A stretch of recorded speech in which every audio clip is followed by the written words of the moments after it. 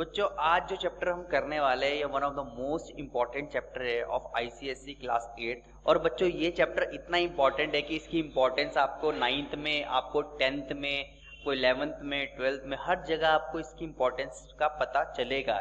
ठीक है, तो चलो स्टार्ट करते हैं। तो बच्चों ये जो चैप्टर है फैक्टराइजेशन बेसिकली बहुत ही ज़्यादा इजी चैप्टर है और बच्चों को बहुत ही ज़्यादा डर लगता है इससे कि सर हमने जो है ना 8th में अच्छे से इसको किया नहीं है तो सर हम इसको 9th में कैसे कर पाएंगे। तो ये बहुत ही ज़्यादा बच्चों के दिमाग में कुछ बातें रहती हैं जो ये मुझे डिस्कस करते हैं। तो चलो आज हम देखते हैं फैक्टराइजेशन होता क्या है बेसिकली, है ना। फैक्टर जैसे कि मैं लेट सपोज यहाँ पे नंबर लिखता हूँ, एक 42 लिखा और इसके मैं फैक्टर्स निकालता हूँ लेट सपोज, है ना। तो मैं यहाँ से करूँगा 2 2 जा 4, 2 1 जा 2, राइट। फिर 3 7 जा 21, फिर 7 1 जा, तो ये जो आए और एक 1 1 1 जा 1, तो ये जो 2 3 7 1 ये क्या है, ये क्या है, इस 42 के प्राइम फैक्टर्स हैं। क्या है ये? Prime factors. ठीक है, ये इसके क्या है, 72 के प्राइम फैक्टर्स है, राइट। तो ये बहुत ही इजी था, इतना तो आपको पता ही होगा कि फैक्टर्स निकालना है ना, हम बचपन से पढ़ते हुए आ रहे हैं। बट जैसे कि नंबर्स के फैक्टर्स होते हैं, जैसे अभी मैंने आपको बताया जैसे कि 42 के फैक्टर्स, प्राइम फैक्टर्स क्या है, ये है।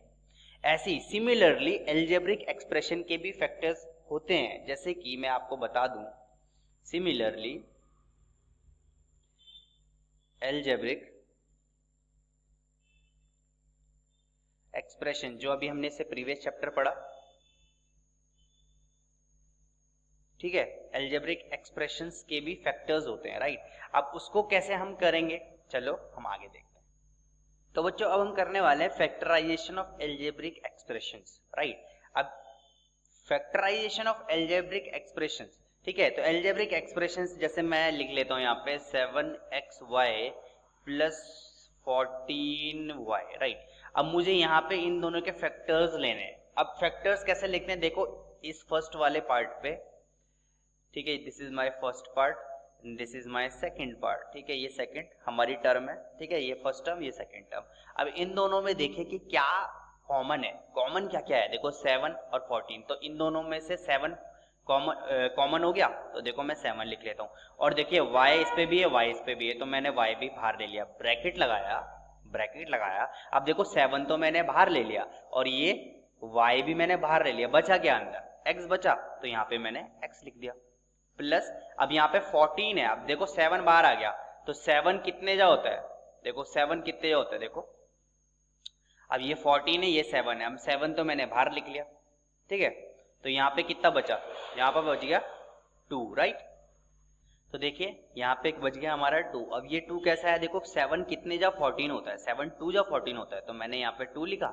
देखो यहाँ पे y तो था, यहाँ पे y था, तो y तो ये बाहर आ गया था, मैंने कॉमा ले लिया था, तो ये आ गया मेरे पे, देखो 7y ब्रैकेट में x प्लस 2। तो आई होप आपके समझ में आया होगा। फिर दोबारा से मैं एक बार और दोबारा से बता देता हूँ, जैसे कि 7xy प्लस 14y।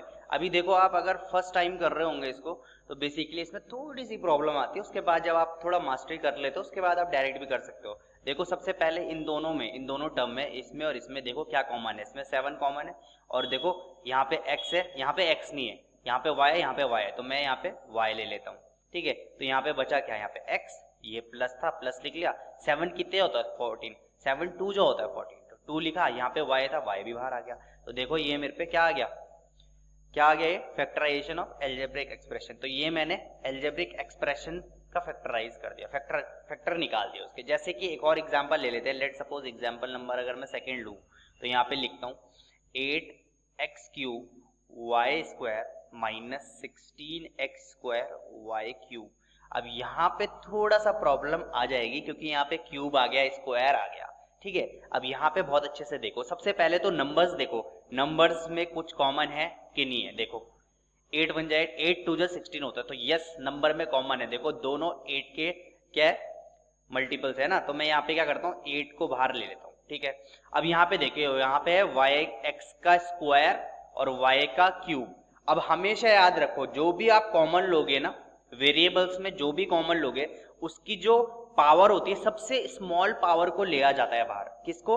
सबसे स्मॉल वाली जिसकी पावर होती है उसको बाहर लिया जाता है। तो देखो यहाँ पे क्या है, यहाँ पे स्क्वायर है और यहाँ पे क्यूब है, तो x का क्या लूंगा मैं बाहर, x का स्क्वायर लूंगा, क्योंकि छोटी टर्म को हम कॉमन लेते हैं, बड़ी टर्म को कॉमन नहीं लेते हम, ठीक है। तो इसको मैं यहाँ से कॉमन ले लेता हूँ। अब यहाँ पे देखो y स्क्वायर है, y क्यूब है, तो इसमें से भी मैं क्या लूंगा, y स्क्वायर कॉमन लूंगा, छोटी टर्म कॉमन लूंगा। अब यहाँ से देखिए 8x स्क्वायर y स्क्वायर, अब यहाँ पे बचा देखो x का क्यूब था तो यहाँ पे सिर्फ एक x बच गया, माइनस यहाँ था तो मैंने माइनस यहाँ लिख लिया। 8 कितने जा होता है 16, 8 2 जा 16 होता है ना, तो यहाँ पे मैंने 2 लिख लिया। y का स्क्वायर देखो, y का स्क्वायर भी बाहर ले लिया था कॉमन, तो ये तो हट गया। यहाँ पे है y क्यूब, अब y क्यूब है और यहाँ पे y स्क्वायर है, तो मतलब एक y बचा, तो एक y मैंने यहाँ पे लिख लिया। तो देखो कितना इजी तरीका होता है फैक्टराइज करना, है ना, फैक्टराइजेशन ऑफ एल्जेब्रिक एक्सप्रेशन। कैसे मैं इसको फैक्टर लूँ, कैसे मैं इसका कॉमन निकालूं, है ना, कॉमन करके लिख दूं। एक और एग्जांपल लेते हैं, लेट सपोज, है ना, यहाँ पे मैं एग्जांपल नंबर 3 लिखता हूँ और एक और अच्छा सा एग्जांपल देने की कोशिश करता हूँ। x square y square plus 8x y cube. अब यहाँ पे देखिए 6 और 8 ये दोनों देखो, मैं इन दोनों में क्या कॉमन ले सकता हूँ, देखो 6 और 8 में से मैं 2 कॉमन ले सकता हूँ, तो मैंने यहाँ पे 2 लिख लिया। अब यहाँ पे देखो x स्क्वायर है, यहाँ पे x की पावर 1 है, तो मैं छोटे वाली टर्म को कॉमन लूंगा, तो x ले लेता हूँ, ठीक है। यहाँ पे y का स्क्वायर है, यहाँ पे y का क्यूब है, तो मैं y स्क्वायर कॉमन ले लेता हूँ, सिंपल एज दैट। मैंने ब्रैकेट लगाया, यहाँ पे 2 कितने जा होता है 6, 2 3 जा 6 होता है, तो यहाँ पे 3 आ गया, ठीक है। अब यहाँ पे देखो x स्क्वायर है, यहाँ पे x की पावर 1 है, तो यहाँ पे सिर्फ एक x बच गया।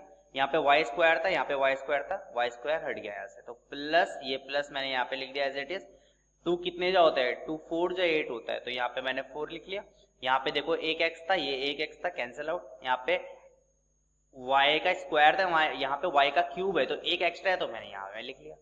देखो ये मैंने क्या कर दिया, इसका फैक्टराइजेशन कर दिया, है ना, फैक्टर निकाल दिया अलजेब्रिक एक्सप्रेशन के। अब यही टर्म अगर आप इससे मल्टीप्लाई करोगे, यही टर्म आप इससे मल्टीप्लाई करोगे, तो एज इट इज जैसा था वैसे ही के वैसे ही आ जाएगा हमसे।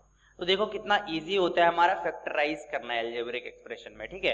ऐसे ही मैं एक और 2-3 क्वेश्चन और ले लेता हूँ, थोड़ा सा आपको आइडिया हो जाएगा कि कैसे करना है ना। जैसे कि मैं एक एग्जांपल लेता हूँ,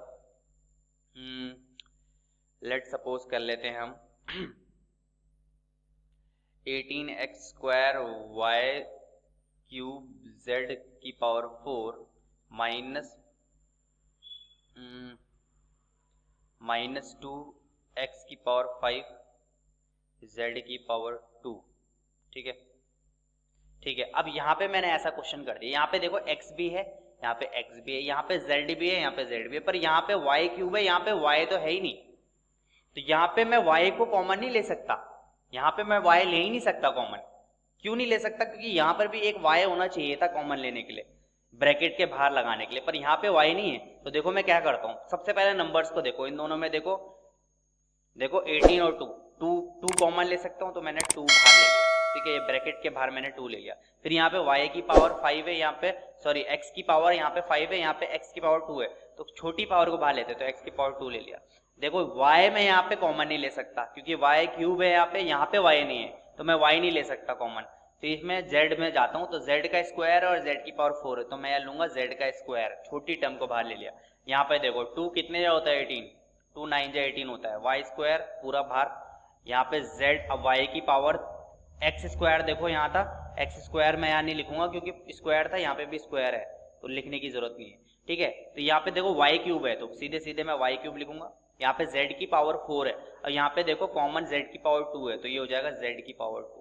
माइनस था, यहाँ पे माइनस देगा, ये 2 एज इट इज जो कहती हूँ बाहर था, तो ये हट जाएगा यहाँ से, कोई प्रॉब्लम की बात नहीं। यहाँ पे x की पावर 5 है और यहाँ पे है x की पावर 2, तो कितना आ जाएगा यहाँ पे अंदर x की पावर 3, और y स्क्वायर है, ये भी y स्क्वायर है, ओ सॉरी z स्क्वायर है, ये भी z स्क्वायर है, तो ये तो सीधे सीधे बाहर आ गया, तो ये मेरा देखो डायरेक्ट आंसर हो जाएगा। और आप इसको अब इस पूरी टर्म को इससे मल्टीप्लाई करोगे और इससे मल्टीप्लाई करोगे, तो एग्जैक्टली यही आ जाने वाला है जो ऊपर है। तो देखिए कितना इजी होता है फैक्टराइजेशन करना, है ना, अलजेब्रिक एक्सप्रेशंस में। अब इससे थोड़ा सा यहाँ पे, तो अभी हम बहुत ज्यादा थोड़ा टफ में चले गए, यहाँ पे थोड़ा सा इजी में आ जाते हैं, जैसे कि 3y क्यूब प्लस 9y की पावर 6, ये यहाँ पे थोड़ा सा हम इजी में आ गए। अब देखो इन दोनों नंबर्स में से कौन सा इजी है, देखो इजी कह रहा हूँ मैं इसको, कौन सा हाँ, इन दोनों नंबर्स में देखो कौन से मैं इसको कॉमन ले सकता हूँ, फैक्टर निकाल सकता हूँ बाहर। तो यहाँ पे मैं 3 ले लेता हूँ और यहाँ पे देखो y की पावर 3 है, यहाँ पे y की पावर 6 है, तो मैं y बाहर पे y की पावर 3 कॉमन ले सकता है ना। तो मैंने कॉमन लिया तो यहाँ पे क्या बचा, यहाँ पे 1 बच गया, क्योंकि देखो 3y का क्यूब पूरा का पूरा बाहर आ गया, तो यहाँ पे आ गया 1 प्लस 3 3 जा 9 y की पावर 3। तो ये देखिए मेरे पे ये आंसर आ जाएगा। तो बड़ा इजी है ना। Factorization of algebraic expression one of the most easiest है, ठीक है, और ये इंपॉर्टेंट भी है, ठीक है। ये इंपॉर्टेंट इसलिए हो जाता है क्योंकि ये आपके 9th में 10th में हर जगह काम आने वाला है, बिना इसके काम नहीं चलेगा आपका, है ना। तो चलो अब हम एक्सरसाइज में प्रोसीड करते हैं।